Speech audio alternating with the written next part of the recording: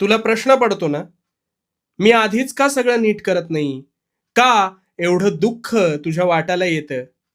आज तुझे सगळे प्रश्न सोडवतो बघ.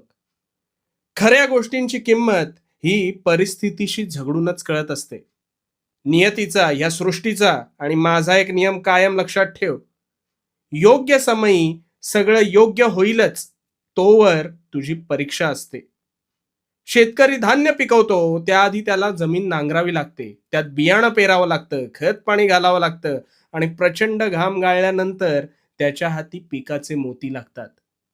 कष्टाशिवाय या सृष्टीवर कोणालाच काही मिळालं नाही आणि मिळणार पण नाही, कारण हा माझ्या नियतीचा नियम आहे.